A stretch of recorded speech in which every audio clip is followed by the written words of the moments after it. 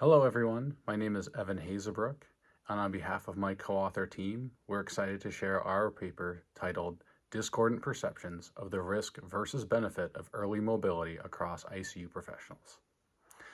Early mobility and rehabilitation practices are recognized vital components of the ICU liberation bundle and accepted as standard of care internationally.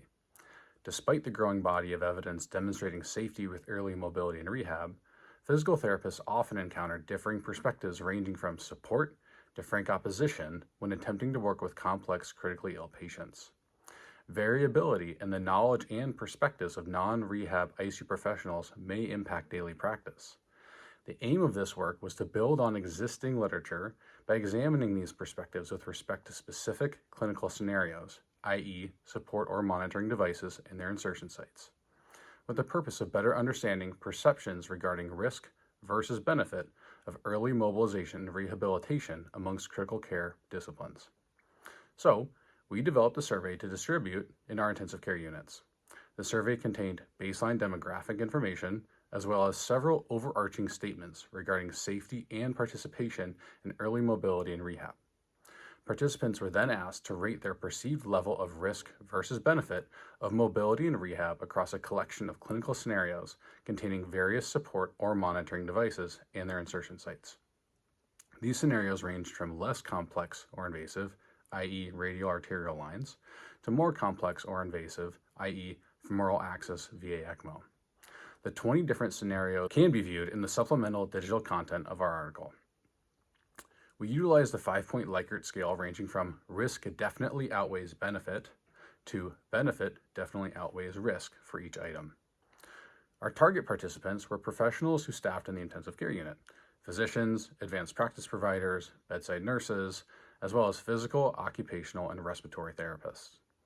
Professionals from each intensive care unit at the institution were invited to participate, including trauma burn, neurological, surgical, cardiac, and cardiothoracic ICUs. The majority of our respondents were bedside nurses. However, all professionals and units were represented. 92% of physicians and 100% of advanced practice providers reported believing early mobilization and rehab was safe, and they promoted it in their practice. However, this did not translate to the specific clinical scenarios, as the majority of scenarios reported an unfavorable risk to benefit perception. We found statistically significant differences between professions for each device and insertion site. In general, nurses and respiratory therapists perceived risk outweighed benefit across the scenarios.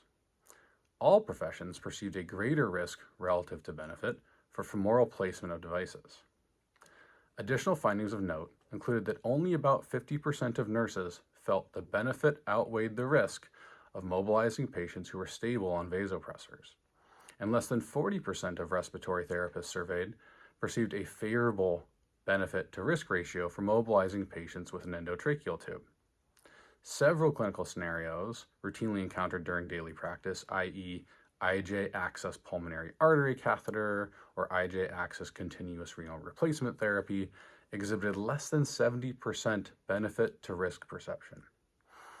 Non-rehabilitation professionals were notably more concerned with risk than perceived benefit of mobilizing patients with temporary mechanical circulatory support, regardless of device or insertion site.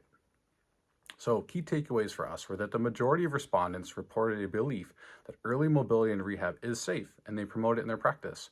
However, these perceptions did not carry over to scenarios with specific devices and insertion sites. Many of the scenarios with poor perception of benefit relative to risk have been well documented as safe with respect to early mobility practices, i.e. endotracheal tubes, vasopressors, femoral arterial lines, and active CRRT. Despite existing literature and growing practice within the physical therapy profession, non-rehab professionals appear notably concerned regarding the risk of mobilizing patients with femoral placement of devices. Overall, there appears to be a disconnect between the perceptions and actual practices encountered on a day-to-day basis. So, is this reflective of a knowledge gap between the existing literature regarding safety and or the benefits associated with early mobility and rehab? Future research should continue to focus on highlighting safety and adverse event rate of mobilization in these clinical scenarios, as well as the risk mitigation performed by rehab professionals. Further, identification of benefits derived from early mobility need to be made more clear to non-rehabilitation ICU professionals. So, despite a growing literature base, members of the interprofessional ICU team garner significant reservations regarding the risks and benefits of early mobilization and rehabilitation. This unfavorable risk-to-benefit ratio contrasts with stated general support for early mobility, standard of practice, and expert consensus recommendations internationally.